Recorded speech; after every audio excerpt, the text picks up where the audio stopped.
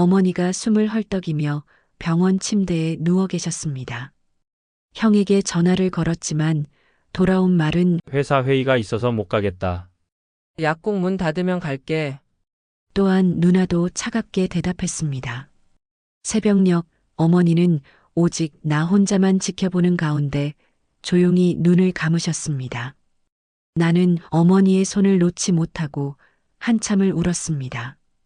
오늘 사연 시작하기 전에 구독과 좋아요 부탁드립니다. 나는 오늘도 어머니의 약을 챙기며 하루를 시작했습니다. 새벽 5시 알람이 울리기도 전에 눈이 떠지는 게 이제는 몸의 밴 습관이 되었죠. 부엌으로 가서 물을 끓이고 약봉지를 꺼내고 어머니 방문을 조심스럽게 열었습니다. 종수야, 물 한 모금만. 후들거리는 손, 메말라가는 목소리. 어머니는 그렇게 나를 불렀습니다. 한때는 동네에서 제일 큰 목소리로 장사하시던 분이었는데 이제는 속삭이듯 말씀하시는 게 전부였습니다. 나는 어머니의 등을 받쳐 일으켜 세우고 약과 물을 번갈아 드렸습니다. 삼키는 것조차 힘들어 하시는 모습에 가슴이 먹먹해졌지만 표정에는 드러내지 않으려 애썼습니다. 어머니 앞에서만큼은 늘 씩씩한 모습을 보여드리고 싶었거든요. 10년이었습니다. 어머니가 쓰러진 뒤 나는 모든 걸 내려놓고 이 시골집에 남았습니다. 그때 나는 35이었고 서울에서 작은 사업을 준비하고 있었습니다. 큰 돈은 아니었지만 그래도 내 힘으로 뭔가 해보려던 참이었죠. 동업할 친구도 있었고 계약서에 도장을 찍기 직전이었습니다. 하지만 어머니가 뇌졸중으로 쓰러지셨다는 연락을 받고 나는 주저없이 내려왔습니다. 형과 누나는 서울로 갔고 나는 여기 이 집에 남았습니다. 처음엔 몇 달만 간병하면 되겠지 싶었습니다. 형이나 누나가 교대로 내려올 거라 생각했죠. 우리가 번갈아 가면서 돌보자던 형의 말을 믿었습니다. 하지만 시간이 지나면서 그들의 방문은 점점 뜸해졌습니다. 형은 회사 일이 바쁘다고 했고 누나는 약국을 운영하느라 시간을 낼 수 없다고 했습니다. 한 달에 한 번 오던 게 2달에 한 번이 되고 나중엔 명절에만 얼굴을 비쳤습니다. 그렇게 1년이 지나고 2년이 지나고 어느새 10년이 되었습니다. 나는 매일 연탄을 갈고 기저귀를 갈고 밤새 간병했습니다. 겨울이면 연탄재를 치우고 새 연탄을 넣느라 손이 까맣게 그을렸고 여름이면 땀범벅이 되어 어머니의 몸을 씻겨드렸습니다. 욕창이 생기지 않도록 2시간마다 몸을 뒤집어 드렸고 밤에 기침을 하시면 벌떡 일어나 등을 쓸어드렸습니다. 잠은 언제나 부족했고 끼니는 대충 때우기 일쑤였습니다. 어머니는 말씀은 하지 못하셨지만 눈빛으로 나에게 고마움을 전하셨습니다. 가끔 내 손을 꼭 쥐실 때면 그 떨리는 손에서 전해지는 온기가 느껴졌습니다. 그 눈빛 하나, 그 손길 하나로 나는 버틸 수 있었습니다. 하지만 가끔은, 정말 가끔은 너무 힘들어서 방문을 닫고 혼자 울기도 했습니다. 아무도 모르게 소리 없이 내가 무너지면 어머니도 무너지실 것 같았거든요. 마을 어르신들은 내게 자주 말씀하셨습니다. 막내가 제일 쏙 썩이더니 그래도 결국 남는 건 막내구먼. 종수, 내 덕분에 어머니가 편히 계시는 거야. 형제들은 뭐하나? 자식 셋 낳아봤자 효자 하나면 되는 거요. 종수가 바로 그 효자제. 그런 말을 들을 때마다 나는 씁쓸하게 웃었습니다. 효자 소리를 들어서 기쁜 게 아니라 형제들이 그렇게까지 평가받는 게 서글펐기 때문입니다. 어릴 땐 그렇게 사이가 좋았는데 어른이 되면서 우리는 점점 멀어졌습니다. 명절에 모여도 어색했고 통화를 해도 할 말이 없었습니다. 가족이라는 이름만 남고 정은 사라져버린 것 같았습니다. 평화롭지만 결박된 삶이었습니다. 나는 이 집 밖으로 나가본 적이 거의 없었습니다. 장 보러 가는 것, 약국 가는 것이 전부였죠. 그마저도 어머니가 혹시라도 나를 찾으실까봐 서둘러 다녀와야 했습니다. 친구들은 하나둘 연락이 끊겼고 한때 좋아했던 여자도 다른 사람과 결혼했다는 소식을 들었습니다. 결혼식 청첩장을 받았지만 나는 가지 못했습니다. 어머니를 두고 갈 수 없었거든요. 나는 그저 어머니 곁에 남아 시간이 흐르는 대로 살았습니다. 가끔 형이나 누나가 사진을 보내왔습니다. 형은 회사 회식 사진을, 누나는 가족여행 사진을 보냈죠. 화려한 레스토랑, 웃고 있는 가족들, 멋진 풍경. 형수와 조카들이 환하게 웃고 있는 모습, 누나네 가족이 제주도 바다를 배경으로 찍은 사진. 그 사진들을 볼 때마다 나는 묘한 감정을 느꼈습니다. 부러움보다는 허탈감 같은 거였습니다. 나도 저렇게 살 수 있었을까? 내가 잘못 선택한 걸까? 만약 그날 서울에 남았더라면 나도 저런 삶을 살고 있었을까? 하지만 그런 생각이 들 때마다 나는 어머니를 바라봤습니다. 누워 계신 어머니, 나를 애타게 부르시는 어머니. 그 모습을 보면 후회는 사라졌습니다. 내가 아니면 누가 어머니를 돌봤을까요? 형도 누나도 아니었습니다. 결국 나였습니다. 그게 내 운명이었고 나는 그 운명을 받아들였습니다.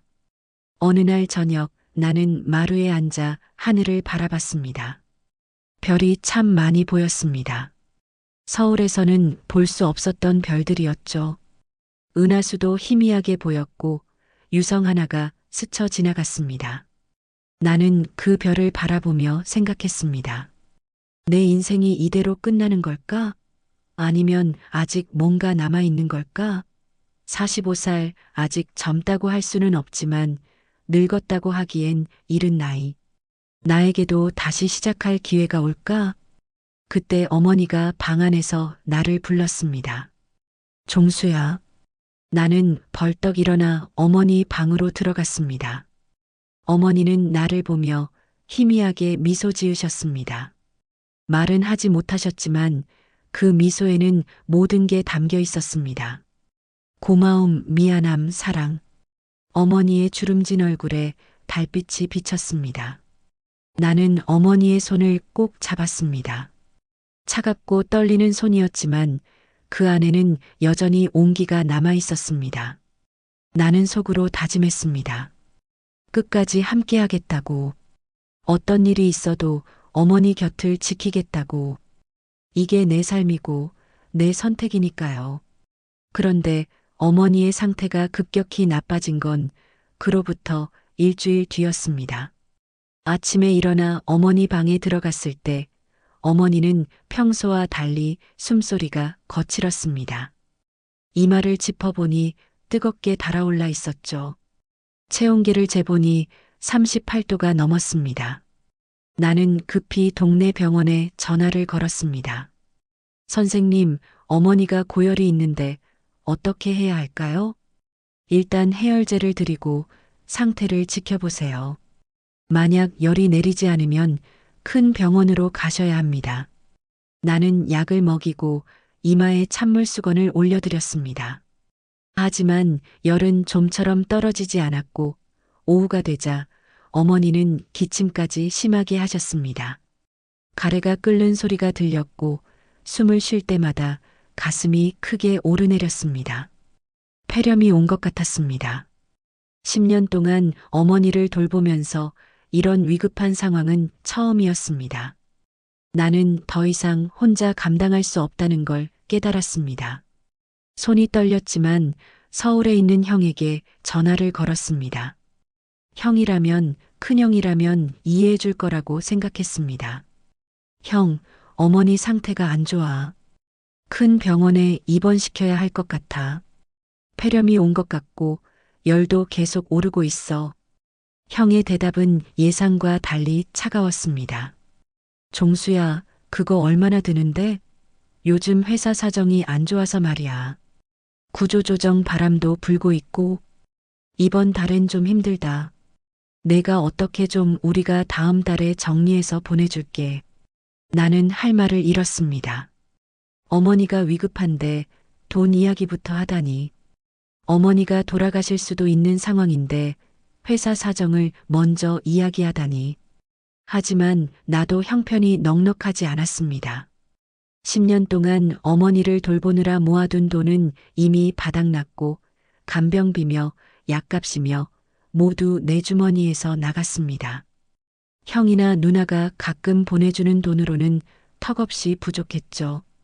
한 달에 30만 원, 많으면 50만 원. 그것도 매달 꼬박꼬박 오는 게 아니었습니다. 나는 목소리를 가다듬고 다시 말했습니다. 형, 이건 정말 급한 상황이야. 어머니가 지금 숨도 제대로 못 쉬시고 계셔. 큰 병원 가려면 최소 몇백만 원은 있어야 해. 그래도 말이야, 종수야. 너도 이해해줘. 요즘 애들 학원비에 집 대출 이자에 정말 빠듯하게 돌아간다고. 다음 달까지만 기다려줘. 나는 더 이상 말할 수 없었습니다. 형의 목소리에는 미안함보다 귀찮음이 묻어 있었습니다. 나는 전화를 끊고 한참을 멍하니 서 있었습니다. 그래도 희망을 버리지 않고 둘째 누나에게 전화를 걸었습니다. 혹시 누나라면 이해해주지 않을까 하는 마음에서였습니다. 누나는 어릴 적 나를 많이 챙겨주셨으니까요. 누나, 어머니가 많이 편찮으셔. 병원비가 필요한데 도와줄 수 있어? 형은 이번 달 힘들다고 하네. 누나의 목소리도 형과 크게 다르지 않았습니다. 병원비? 종수야, 미안한데 이번엔 내가 먼저 좀 처리해. 약국이 요즘 얼마나 치열한지 알아? 바로 앞에 대형 약국 들어왔잖아. 매출이 반토막 났어. 월세에 직원 월급에 정말 빠듯하게 돌아가거든. 다음 달에 여유 생기면 그때 보내줄게. 알았지? 누나, 근데 어머니가 정말. 종수야, 누나도 힘들어. 알지? 나중에 얘기하자. 누나는 서둘러 전화를 끊었습니다. 나는 전화기를 들고 한참을 멍하니 앉아 있었습니다. 형제들은 모두 바쁘다고 힘들다고 했습니다. 하지만 나는 10년 동안 한 번도 바쁘지 않았던 적이 없었고 한 번도 힘들지 않았던 적이 없었습니다. 그런데도 나는 어머니를 돌봤습니다. 혼자서 묵묵히 밤을 새우고 끼니를 거르고 내 삶을 포기하면서까지. 그런데 이제 와서 형제들은 나에게 알아서 하라고 했습니다.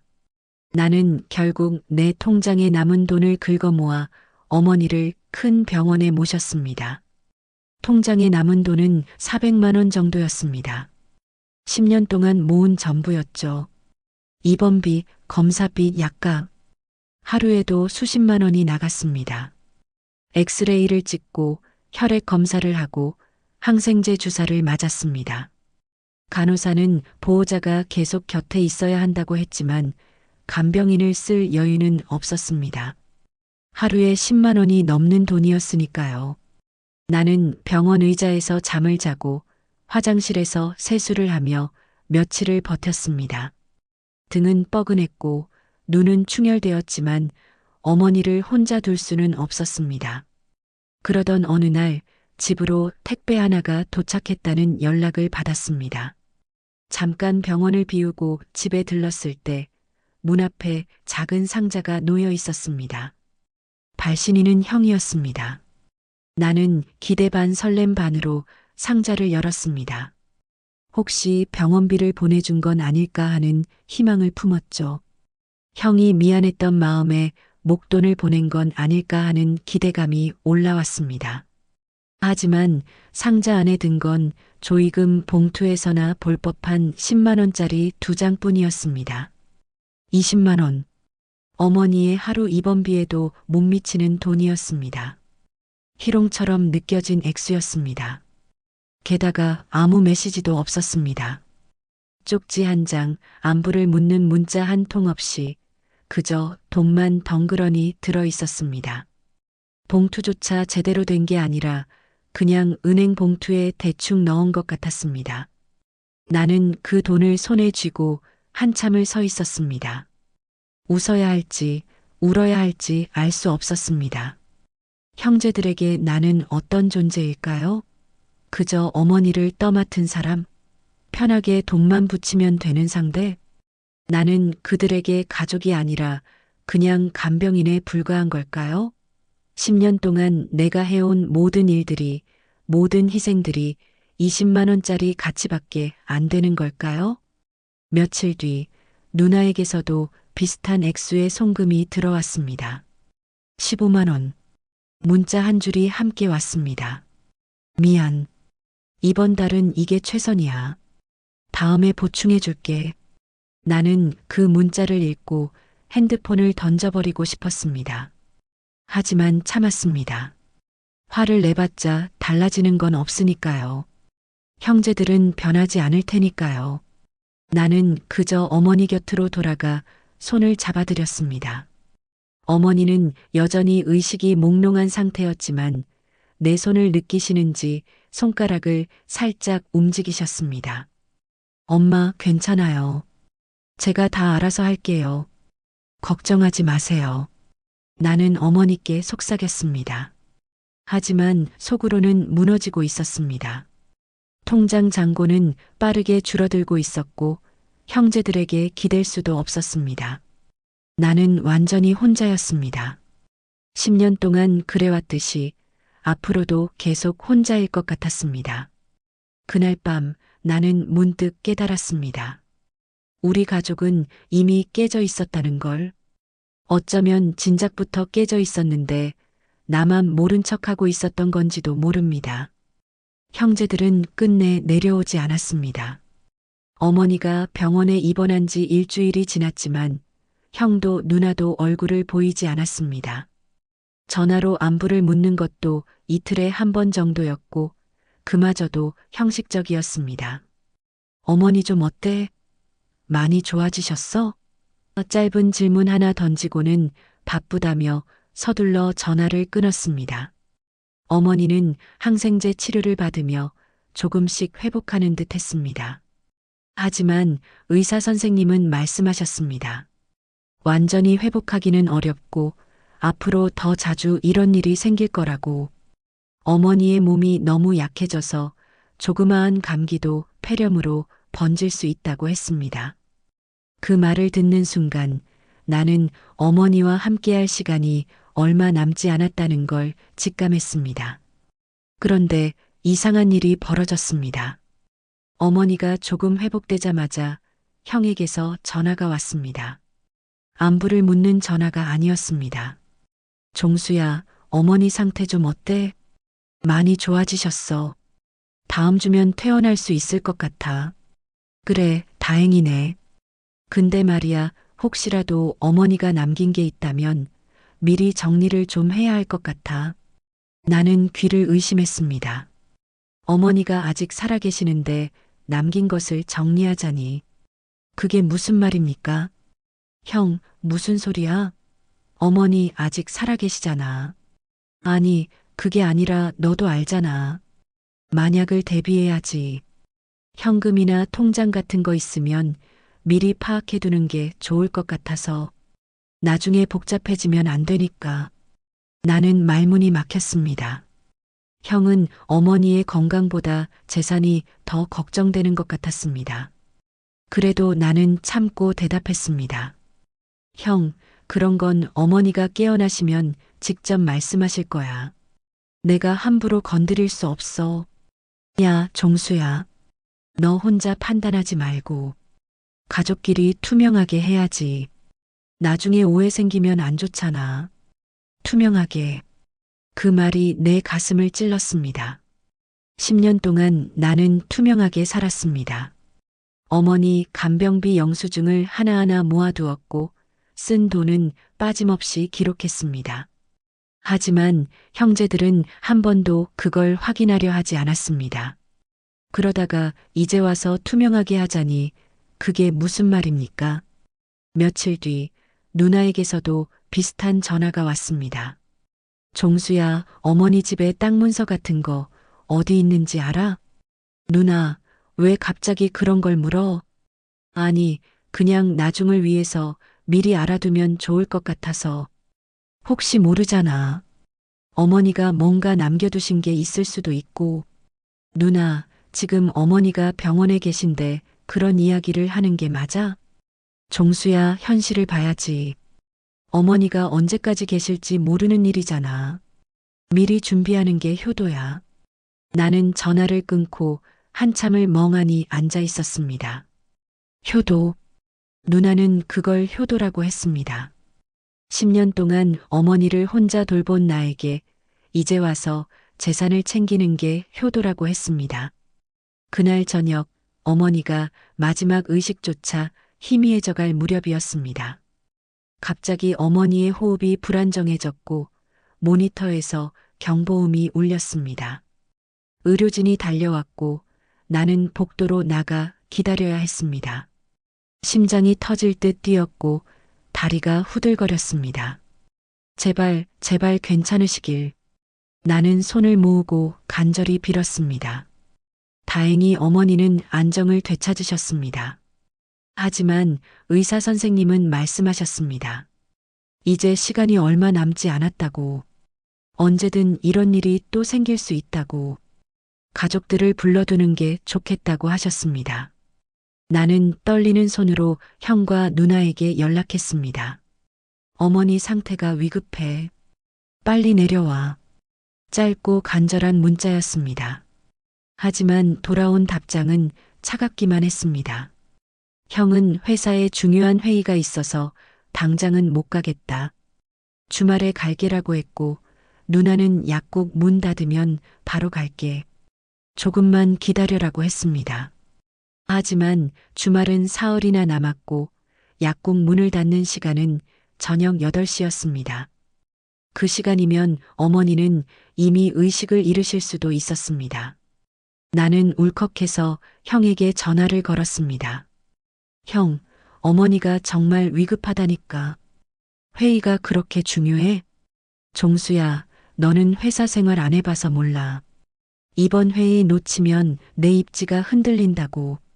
어머니도 이해하실 거야. 형, 어머니가 돌아가시기 전에 마지막으로 얼굴이라도 봐야 하지 않아? 야, 너무 비관적으로 생각하지 마. 어머니 강하신 분이잖아. 주말까지 버티실 거야. 나는 더 이상 말할 수 없었습니다. 형에게 어머니보다 중요한 건 회사였고 누나에게 어머니보다 중요한 건 약국이었습니다. 나는 수화기를 들고 한참을 울었습니다. 소리 없이 목 놓아. 그날 밤 어머니는 잠깐 의식을 되찾으셨습니다. 희미한 눈빛으로 나를 바라보셨습니다. 나는 어머니의 손을 꼭 잡고 말씀드렸습니다. 엄마, 형하고 누나 곧 와요. 조금만 기다려요. 하지만 어머니는 고개를 저으셨습니다. 그리고 입술을 떨며 무언가 말씀하려 하셨습니다. 나는 귀를 가까이 대고 들었습니다. 종수야, 고맙다, 미안하다. 엄마, 무슨 말씀이세요? 미안할 게 뭐가 있어요? 서랍 안쪽 넣어. 어머니는 그 말을 끝으로 다시 의식을 잃으셨습니다.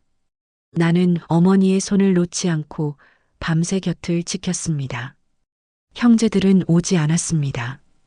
어머니의 마지막 순간에 곁에 있는 건 나 혼자였습니다. 새벽녘 어머니의 호흡이 점점 약해졌습니다. 나는 어머니의 손을 꼭 쥐고 속삭였습니다. 엄마, 사랑해요. 편히 쉬세요. 어머니는 마지막으로 내 손을 꼭 쥐셨습니다. 그리고 조용히, 정말 조용히 눈을 감으셨습니다. 모니터에서 긴 소리가 울렸습니다. 나는 어머니의 손을 놓지 못하고 한참을 울었습니다. 어머니가 돌아가신 그날 밤 나는 어머니의 손을 놓을 수가 없었습니다. 의료진이 조심스럽게 다가와 말했습니다. 보호자분, 이제 보내드려야 합니다. 하지만 나는 고개를 저었습니다. 아직 형제들이 오지 않았으니까요. 어머니의 마지막 얼굴이라도 보게 해드려야 하지 않겠습니까? 나는 떨리는 손으로 형에게 전화를 걸었습니다. 새벽 4시였습니다. 형, 어머니 돌아가셨어. 한참의 침묵이 흘렀습니다. 그리고 형의 목소리가 들려왔습니다. 어머니가? 언제? 방금 전이야. 형, 빨리 내려와. 알았어. 아침에 출발할게. 나는 전화를 끊고 누나에게도 같은 내용을 전했습니다. 누나는 울먹이는 목소리로 대답했습니다. 종수야, 진짜야? 어머니가 정말. 응. 누나, 빨리 내려와. 알았어. 애들 학교 보내고 바로 출발할게. 형제들은 그렇게 약속했습니다. 하지만 나는 알고 있었습니다. 그들이 서두르지 않는다는 걸. 어머니가 살아계실 때도 오지 않던 사람들이 돌아가신 뒤에 무슨 의미가 있겠습니까? 나는 장례식장을 알아보고 빈소를 차렸습니다. 혼자서 모든 걸 준비했습니다. 영정 사진을 고르고 상복을 입고 문상객을 맞을 준비를 했습니다. 장례식장 직원이 물었습니다. 상주는 장남 되시는 분이 하시나요? 아니요. 제가 할 겁니다. 그런데 보통 장남께서 제가 상주입니다. 나는 단호하게 말했습니다. 10년 동안 어머니를 돌본 사람은 나였습니다. 마지막까지 곁을 지킨 사람도 나였습니다. 상주는 당연히 내가 되어야 했습니다. 오후가 되어서야 형이 도착했습니다. 형수와 조카들도 함께였습니다. 형은 빈소에 들어서자마자 어머니의 영정 앞에 절을 올렸습니다. 그리고 일어나서 주위를 둘러보더니 나를 불렀습니다. 종수야, 잠깐 나와봐. 나는 형을 따라 복도로 나갔습니다. 형은 주위를 살피더니 낮은 목소리로 물었습니다. 상주가 왜 너냐? 내가 어머니를 돌봤으니까. 그래도 장남이 상주지. 체면이 있지. 나는 헛웃음이 나왔습니다. 체면. 형은 어머니가 돌아가신 지 몇 시간도 안 되어 체면 이야기를 하고 있었습니다. 형, 어머니 마지막 순간에 형은 어디 있었어? 나 혼자 지켰어. 상주는 내가 하는 게 맞아. 야, 그런 식으로 나오지 마. 내가 바빠서 못 온 거잖아. 그래도 장남은 장남이야. 그때 누나가 도착했습니다. 누나는 울면서 빈소로 들어갔고 어머니 영정 앞에서 한참을 울었습니다. 하지만 눈물을 닦고 나오자마자 누나도 형과 비슷한 말을 했습니다. 종수야, 장례식장은 왜 이런 데 잡았어? 시내 쪽 큰 장례식장이 있는데 여기는 너무 후져서 창피하잖아. 나는 참지 못하고 대꾸했습니다. 누나, 돈이 없어서 여기라도 잡은 거야. 큰 장례식장은 비용이 2배야. 누나가 돈 낼 거야? 그래도 말이야, 체면 좀 생각하지. 동네 사람들이 뭐라고 하겠어. 체면. 또 체면이었습니다. 형제들에게는 어머니의 죽음보다 체면이 더 중요한 것 같았습니다. 저녁이 되자 문상객들이 하나둘 찾아왔습니다. 마을 어르신들, 어머니와 친하셨던 분들이었습니다. 그분들은 나를 보며 위로의 말을 건넸습니다. 종수야, 고생 많았다. 내가 아니었으면 어머니 이렇게까지 오래 못 사셨을 거야. 효자네, 효자. 막내가 제일 속 썩이더니 결국 효자가 됐구먼. 하지만 형제들은 그런 말을 들으면서도 아무렇지 않은 표정이었습니다. 오히려 형수가 나를 째려보며 중얼거렸습니다. 저 사람들이 뭘 알아? 10년 동안 빈둥거리면서 부모 돈이나 축낸 주제에.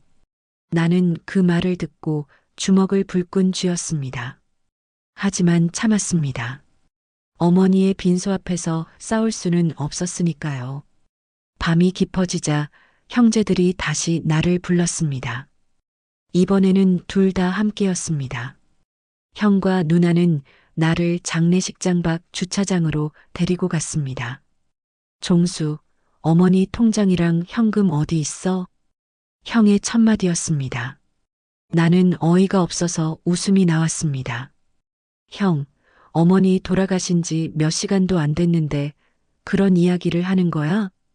그래도 정리는 해야지. 장례 비용도 들어가고 나중에 재산 분할도 해야 하잖아. 누나도 거들었습니다. 맞아. 종수 너 혼자 관리했으니까 우리는 뭐가 있는지도 모르잖아. 통장 내역이랑 현금, 땅 문서 다 어디 있어? 나는 두 사람을 번갈아 보며 말했습니다. 형, 누나. 두 사람, 어머니 얼굴은 기억하냐? 지금 여기가 상속 이야기할 자리냐? 형이 짜증스러운 표정을 지었습니다. 야, 종수야. 우리도 권리가 있어.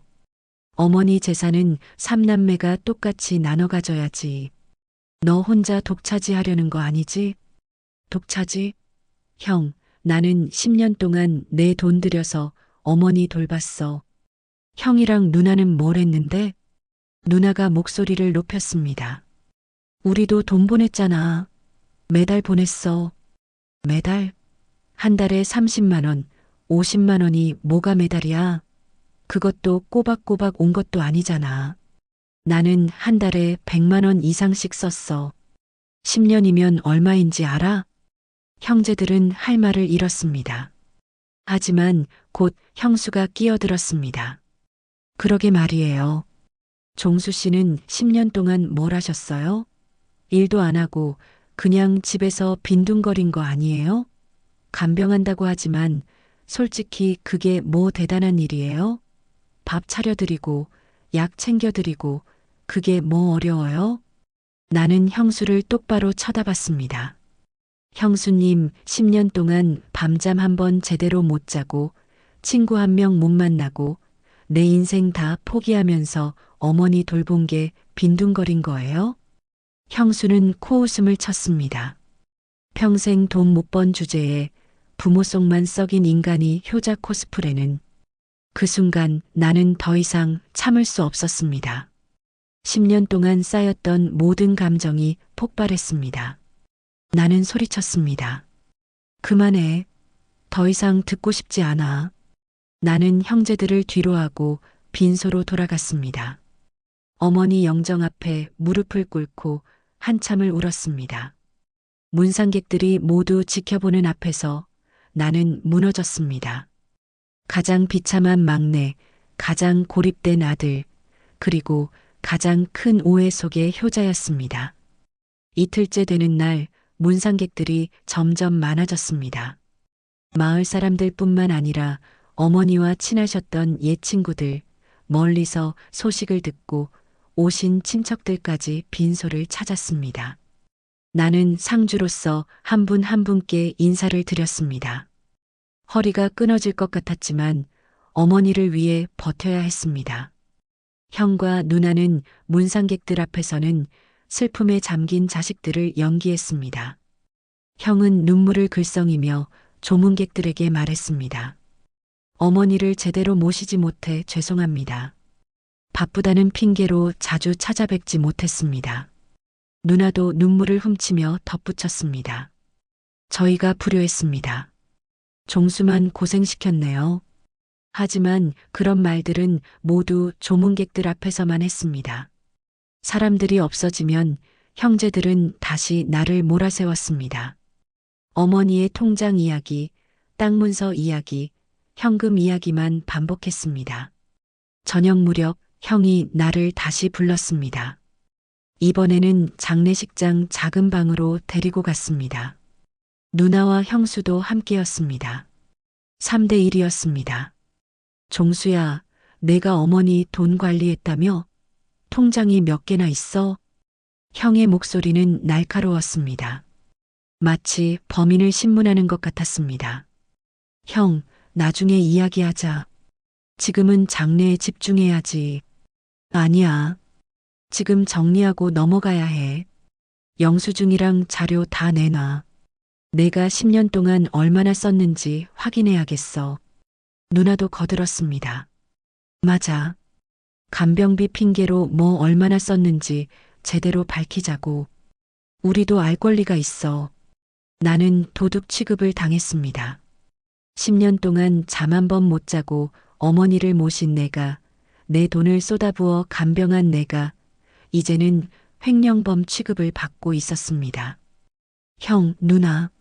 나는 한 푼도 빼돌리지 않았어. 모든 영수증 다 있어. 그럼 지금 보여줘. 증거를 보여주라고. 형의 말에 나는 주머니에서 핸드폰을 꺼냈습니다. 10년 동안 찍어둔 영수증 사진들이 수백 장 저장되어 있었습니다. 약값, 병원비, 기저귀값, 연탄값, 모든 것을 기록해 두었습니다. 여기 다 있어. 필요하면 다 보여줄게. 하지만 형은 핸드폰을 보지도 않고 말했습니다. 사진으로는 믿을 수 없어. 조작할 수도 있잖아. 실물 영수증이 어디 있어? 집에 다 보관해뒀어. 파일로 정리해서. 그럼 당장 가서 가져와. 나는 형의 눈을 똑바로 쳐다봤습니다. 형의 눈빛에는 의심과 불신만 가득했습니다. 동생을 믿는 마음은 눈곱만큼도 없었습니다. 그때 형수가 끼어들어 말했습니다. 오빠, 제 생각에는 종수 씨가 분명히 뭔가 숨기고 있는 것 같아요. 10년 동안 어머니 통장 관리했으면 거기서 얼마든지 빼돌릴 수 있었잖아요. 나는 형수를 보며 천천히 말했습니다. 형수님, 증거도 없이 사람을 도둑으로 모는 건 명예훼손입니다. 명예훼손? 오빠 들었어요? 지금 협박하는 거 아니에요? 형이 나를 노려봤습니다. 야, 종수야. 형수한테 그렇게 말하는 거 아니야. 사과해. 형, 내가 왜 사과를 해야 해? 형수님이 먼저 나를 의심했잖아. 그래도 형수잖아. 어른한테 말 조심해. 나는 헛웃음이 나왔습니다. 형은 형수 편만 들었습니다. 10년 동안 어머니를 돌본 동생보다 결혼한 지 15년도 안 된 형수가 더 중요한 것 같았습니다. 누나도 거들었습니다.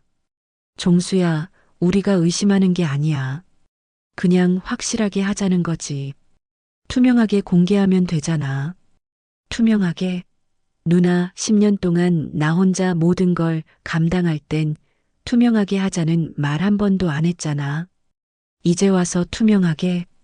내 목소리가 점점 커졌습니다.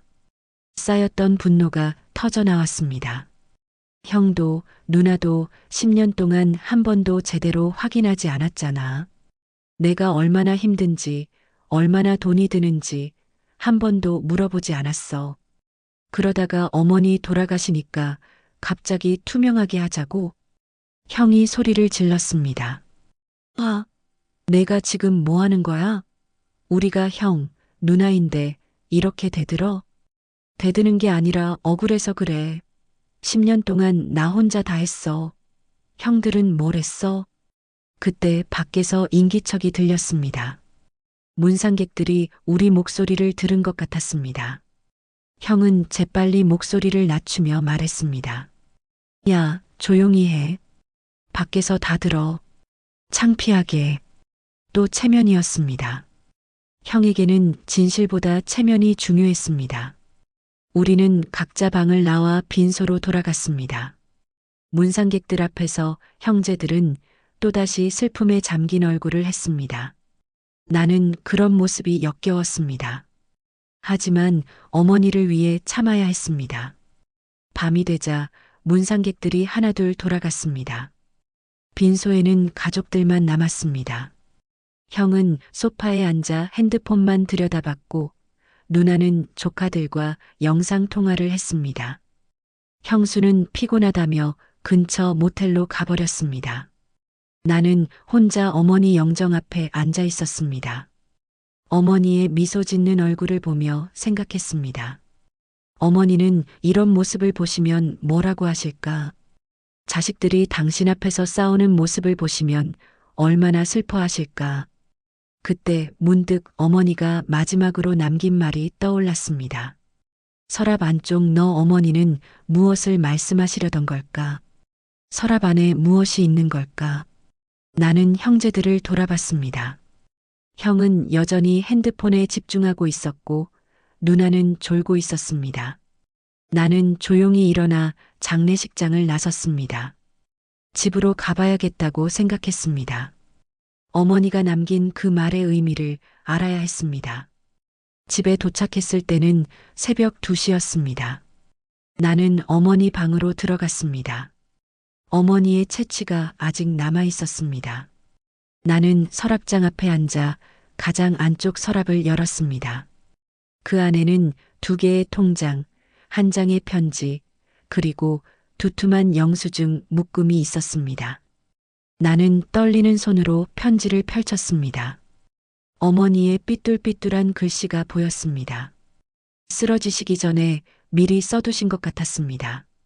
편지를 읽는 순간 나는 눈물을 참을 수 없었습니다. 어머니는 모든 걸 알고 계셨습니다. 형제들의 냉대도, 내가 겪는 고통도, 그리고 앞으로 벌어질 일까지도. 나는 편지를 가슴에 꼭 안고 한참을 울었습니다. 어머니의 마지막 선물이었습니다. 나는 어머니의 편지를 천천히 읽었습니다. 떨리는 손으로 한 글자 한 글자 눈에 담았습니다. 종수야, 이 편지를 읽고 있다면 엄마는 이미 내 곁을 떠났겠구나. 미안하다. 그리고 정말 고맙다.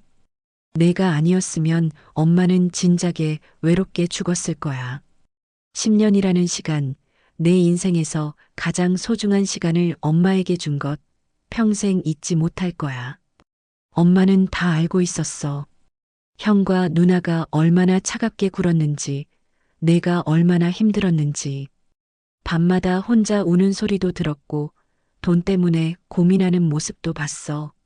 말은 못했지만 엄마 마음은 다 알고 있었단다.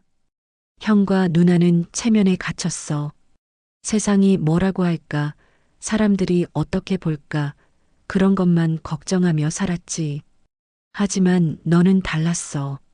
너는 사랑에 갇혔어. 엄마를 사랑하는 마음에 갇혀서 내 인생을 희생했어. 이 서랍 안에 있는 통장 2개를 봐라. 하나는 형 명이고 하나는 누나 명이야. 엄마가 10년 전에 만들어둔 거야. 형과 누나가 보낸 돈을 전부 여기 모아뒀어. 한 푼도 쓰지 않고 그대로 두었단다. 왜냐하면 엄마는 알았거든. 언젠가 형제들이 내게 돈 이야기를 할 거라는 걸. 그리고 이 영수증 묶음을 봐라. 내가 10년 동안 쓴 간병비 영수증을 엄마가 몰래 다 모아뒀어. 내가 버린 영수증도 주워서 날짜별로 정리했단다. 내가 얼마나 많은 돈을 쓰고 얼마나 고생했는지 증거가 다 여기 있어. 종수야, 엄마 남은 것은 모두 내 몫이다. 집도, 땅도, 통장도 전부 너한테 주고 싶어. 형과 누나한테는 이미 충분히 줬어. 결혼할 때 돈도 줬고, 사업 시작할 때도 도와줬어. 하지만 너한테는 아무것도 준 게 없구나. 미안하다. 당당해라. 내가 한 일은 떳떳한 거야. 형제들이 뭐라고 해도, 세상이 뭐라고 해도 너는 최고의 효자였어. 엄마가 보증한다. 사랑한다, 내 아들. 이제는 내 인생을 살아라. 엄마의 짐 말고 내 행복을 짐으로 지고 살아라. 편지를 다 읽었을 때 나는 바닥에 주저앉아 울었습니다. 소리내어 울었습니다. 어머니는 모든 걸 준비해 두셨습니다. 나를 지켜줄 무기를, 나를 증명할 증거를 말입니다. 나는 통장 2개를 펼쳐봤습니다. 혁명의 통장에는 10년 동안 형이 보낸 돈이 그대로 들어 있었습니다. 총 350만 원. 누나 명의 통장에는 400만 원. 형제들이 10년 동안 보낸 돈이 고작 750만 원이었습니다. 그리고 내가 쓴 돈은 영수증을 대충 계산해봐도 1억 원이 넘었습니다. 병원비, 약가, 간병비, 생활비.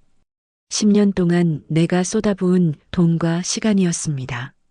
나는 그제야 어머니의 진심을 완전히 이해했습니다.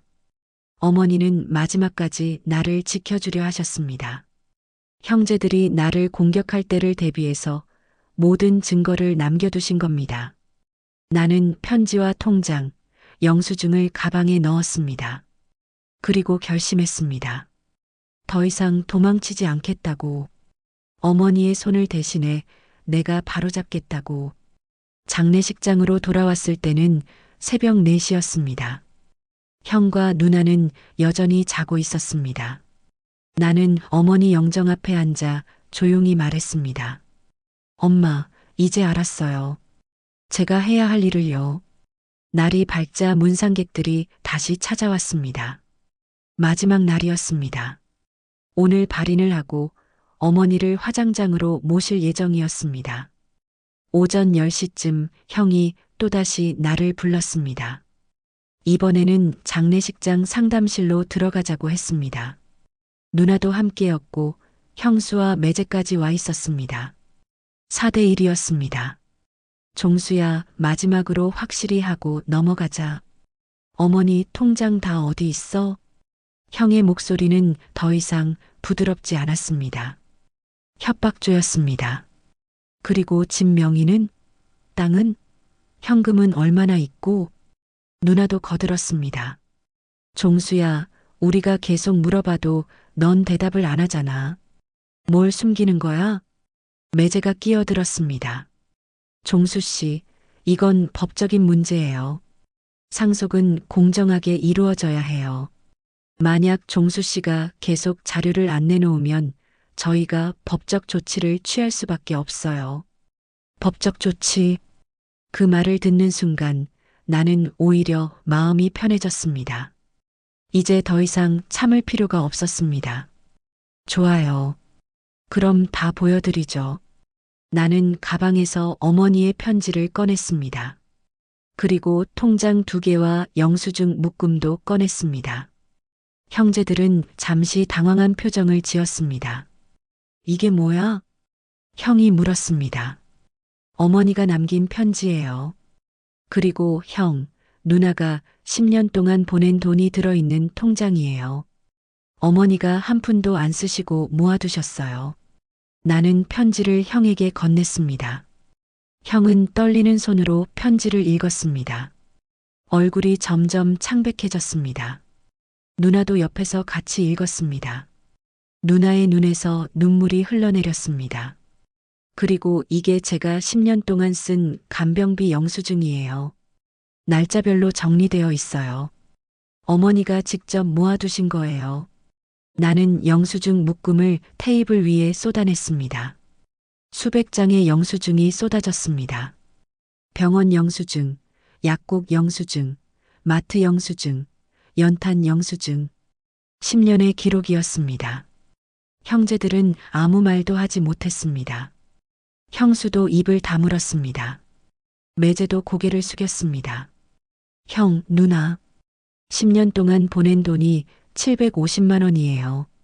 저는 1억 원 넘게 썼어요. 이게 공평한 거예요? 침묵이 흘렀습니다. 긴, 무거운 침묵이었습니다. 어머니는 이미 다 아셨어요. 형제들이 저한테 뭐라고 할지도 아셨어요. 그래서 이렇게 증거를 남겨두신 거예요. 나는 어머니의 편지를 다시 가방에 넣으며 말했습니다. 발인 시간 됐어요. 어머니 보내드려야죠. 나는 방을 나왔습니다. 뒤에서 누나가 우는 소리가 들렸습니다. 발인 시간이 다가왔습니다. 문상객들이 빈소 앞에 모였고 장례식장 직원들이 관을 운구할 준비를 했습니다. 나는 상주로서 영정을 들고 앞장섰습니다. 형과 누나는 뒤에서 따라왔습니다. 아무도 말이 없었습니다. 운구가 끝나고 화장장으로 이동하기 전 마지막으로 빈소에서 식사를 하는 시간이 있었습니다. 친척들과 마을 사람들이 모여 앉아 국수를 먹었습니다. 분위기는 무겁고 침울했습니다. 그때 형이 갑자기 일어나더니 조문객들 앞에서 말했습니다. 여러분, 잠깐만 제 이야기를 들어주세요. 사람들이 형을 쳐다봤습니다. 나도 놀라서 형을 봤습니다. 형은 무슨 말을 하려는 걸까요? 저는 불효자입니다. 10년 동안 어머니를 제대로 모시지 못했습니다. 형의 목소리가 떨렸습니다. 어머니가 편찮으셨는데 저는 바쁘다는 핑계로 찾아뵙지 못했습니다. 동생 종수만 고생시켰습니다. 그리고 어머니가 돌아가신 뒤에도 저는 재산 이야기만 했습니다.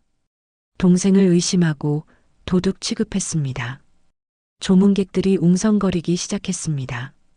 형은 계속 말했습니다.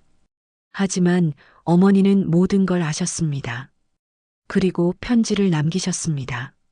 종수가 얼마나 고생했는지, 제가 얼마나 못난 아들인지 다 적어두셨습니다. 형은 눈물을 흘렸습니다. 진짜 눈물인지 연기인지 알 수 없었습니다. 종수야, 형이 잘못했다. 미안하다. 형이 내게 고개를 숙였습니다. 조문객들이 모두 지켜보는 앞에서였습니다. 나는 어떻게 반응해야 할지 몰랐습니다. 형의 사과가 진심인지 아니면 사람들 앞에서 체면을 지키려는 것인지 판단할 수 없었습니다. 누나도 일어나서 말했습니다. 저도 불효녀입니다. 종수야, 누나가 미안해. 내가 10년 동안 얼마나 힘들었는지 이제야 알았어. 누나는 흐느꼈습니다. 조문객들 중 몇몇이 눈물을 닦았습니다. 분위기가 묘하게 흘러갔습니다. 나는 자리에서 일어나 형과 누나를 바라봤습니다. 그리고 천천히 입을 열었습니다. 형, 누나. 사과는 고맙습니다. 하지만 진짜 사과는 사람들 앞에서 하는 게 아니라 마음으로 하는 겁니다. 조용한 목소리였지만 빈소 앞 모든 사람들이 들을 수 있었습니다. 10년 동안 형과 누나는 한 번도 제대로 찾아오지 않았습니다. 어머니가 아프실 때도 돈이 필요할 때도 형제들은 외면했습니다. 형의 얼굴이 굳었습니다. 그리고 어머니가 돌아가시자마자 재산 이야기를 꺼냈습니다. 저를 도둑 취급했습니다. 10년 동안 제가 한 일들을 무시했습니다. 나는 가방에서 어머니의 편지를 꺼냈습니다. 이건 어머니가 마지막으로 남긴 편지입니다. 10년 동안 누가 뭘 했는지 여기 다 적혀 있습니다. 나는 편지를 조용히 읽기 시작했습니다. 어머니의 글귀 하나하나가 빈소에 울려 퍼졌습니다. 조문객들은 숨죽이며 들었습니다. 형제들은 고개를 들지 못했습니다. 어머니는 말씀하셨습니다. 형과 누나는 체면에 갇혔지만 저는 사랑에 갇혔다고. 그리고 어머니의 남은 것은 모두 제 몫이라고. 나는 편지를 접으며 말했습니다. 저는 어머니의 뜻을 따르겠습니다. 형과 누나에게는 이미 10년 전에 충분히 드렸다고 어머니가 말씀하셨습니다. 형이 벌떡 일어났습니다. 종수야, 그게 무슨 소리야? 상속은 법적으로 3등분이야. 어머니 편지가 유언장도 아니잖아. 매제도 거들었습니다. 맞아요. 법적으로 자녀는 똑같이 상속받을 권리가 있어요. 편지 하나로 결정할 수 없어요. 나는 형과 매제를 차례로 쳐다봤습니다. 좋습니다. 그럼 법대로 하죠. 하지만 그 전에 제가 10년 동안 쓴 간병비부터 정산하겠습니다. 나는 영수증 묶음을 다시 꺼냈습니다. 이게 증거입니다. 총 1억 1천만 원을 제가 썼습니다. 형과 누나는 10년 동안 750만 원을 보냈습니다. 차액이 1억 300만 원입니다. 이걸 먼저 저한테 갚으시고 남은 재산을 나눠 가지시죠. 조문객들이 웅성거렸습니다. 형의 얼굴이 새하얗게 변했습니다. 1억? 그게 무슨... 영수증이 다 있습니다. 날짜별로 정리되어 있고 어머니가 직접 모아두신 겁니다. 법대로 하신다면 저도 법대로 하겠습니다. 누나가 눈물을 흘리며 말했습니다. 종수야, 우리가 그렇게까지 할 생각은 아니었어. 그럼 어떻게 할 생각이었어요? 저한테 아무것도 안 주고 형제들끼리 나눠 가질 생각이었죠? 나는 더 이상 참지 않았습니다. 10년 동안 쌓인 분노가 터져 나왔습니다. 효는 말로 하는 게 아닙니다. 부모에게 등을 돌린 건 제가 아니라 형과 누나입니다. 빈손은 웅성거림으로 가득 찼습니다. 마을 어르신들이 고개를 끄덕였습니다. 친척들도 형제들을 곱지 않은 시선으로 쳐다봤습니다. 종수 말이 맞네. 10년 동안 혼자 모셨으면 그게 효지. 형제들은 뭐 했나? 돈도 제대로 안 보내면서 저러니 자식 낳아봤자 소용없지. 형과 누나는 고개를 들지 못했습니다. 형수도 입을 다물었습니다. 매제도 더 이상 아무 말도 하지 않았습니다. 나는 다시 자리에 앉았습니다. 그리고 조용히 말했습니다. 어머니를 이제 보내드려야 합니다. 더 이상 어머니 앞에서 싸우고 싶지 않습니다. 화장장으로 가는 길은 조용했습니다. 연구차 안에서 나는 어머니의 관을 바라봤습니다. 형과 누나는 뒷자리에 앉아 아무 말도 하지 않았습니다. 화장이 끝나고 유골함을 받았을 때 나는 어머니께 마지막 인사를 했습니다. 엄마, 이제 편히 쉬세요. 제가 잘할게요. 납골당에 모시고 나오는 길 형이 나를 불렀습니다. 종수야. 나는 돌아봤습니다. 형은 한참을 망설이다 말했습니다. 미안하다. 진심이야. 형이 정말 잘못했어. 누나도 다가왔습니다. 종수야, 우리가 욕심이 과했어. 내가 한 일을 인정해. 어머니 재산은 내가 가져.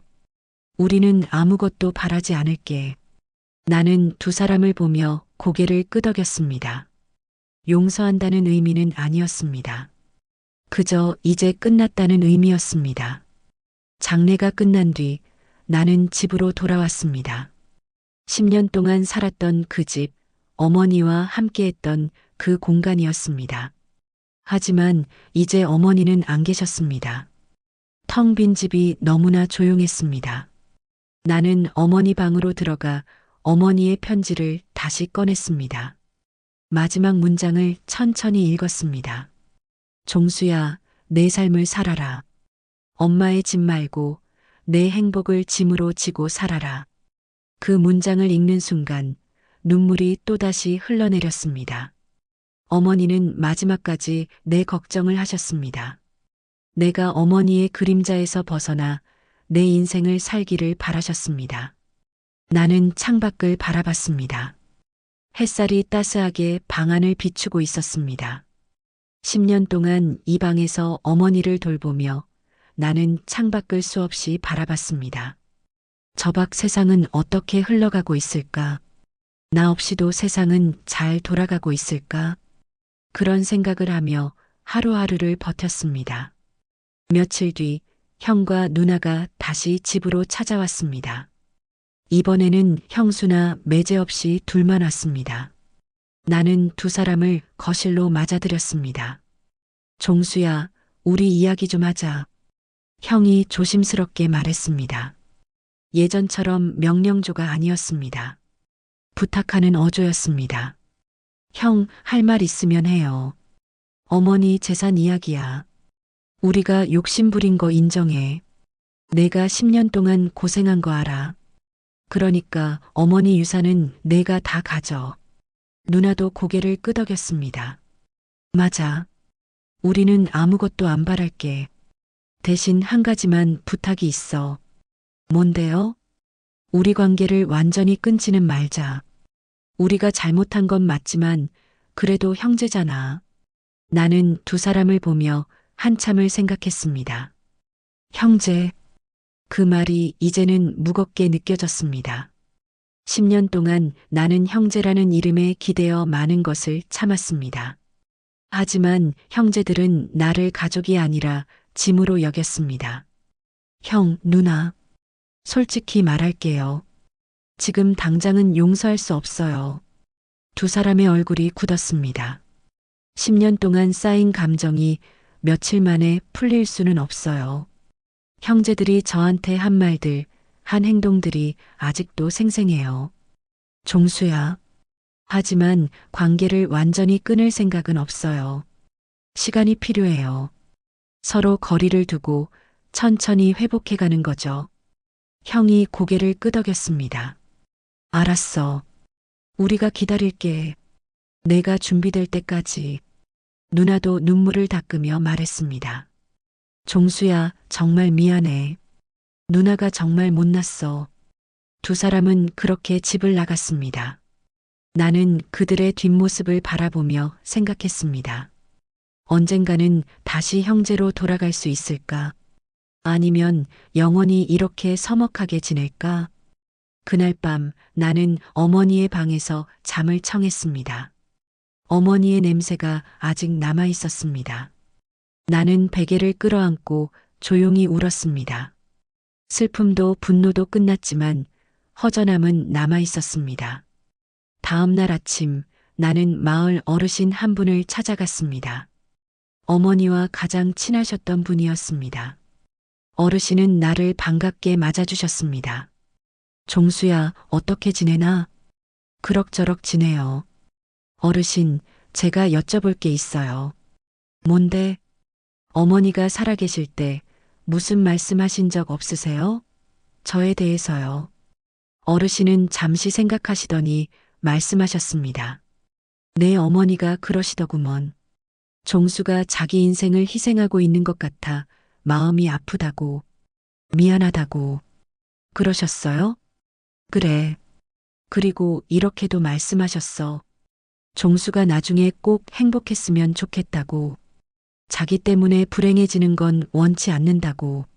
나는 어르신의 말씀을 듣고 가슴이 뭉클해졌습니다. 어머니는 내가 희생하는 걸 알고 계셨습니다. 그리고 그게 미안하셨던 겁니다.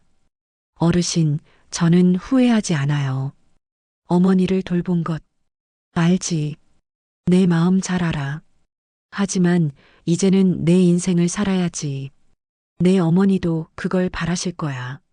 나는 어르신께 인사를 드리고 집으로 돌아왔습니다. 그리고 결심했습니다. 서울을 선택하지 않겠다고. 아니, 도망치지 않겠다는 표현이 더 맞겠습니다. 나는 이 마을에 남기로 했습니다. 어머니와 함께했던 이 집에서 새로운 시작을 하기로 했습니다. 서울로 가면 새로운 기회가 있을지 모릅니다. 하지만 나는 이곳에서 어머니의 기억과 함께 살고 싶었습니다. 며칠 뒤 나는 마을 사람들과 함께 작은 텃밭을 가꾸기 시작했습니다. 어머니가 생전에 좋아하셨던 상추, 고추, 토마토를 심었습니다. 흙을 만지며 땀을 흘리니 마음이 조금씩 평온해졌습니다.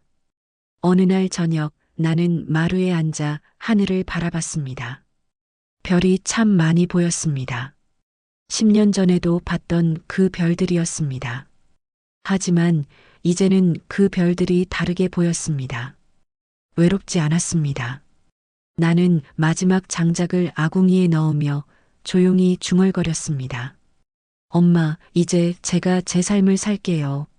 하늘에서 제발 편히 쉬세요. 바람이 불어왔습니다. 따뜻하고 부드러운 바람이었습니다. 마치 어머니가 내 머리를 쓰다듬는 것 같았습니다. 나는 눈을 감고 그 바람을 느꼈습니다. 슬픔도 분노도 끝났습니다. 미움도 남아있지 않았습니다. 어머니의 마지막 가르침은 복수가 아니라 치유였기 때문입니다. 나는 이제 용서하는 법을 배웠습니다. 형제들을 완전히 용서하지는 못했지만 적어도 미워하지는 않게 되었습니다. 그리고 무엇보다 나는 나 자신을 용서했습니다. 10년 동안 나는 스스로를 탓했습니다.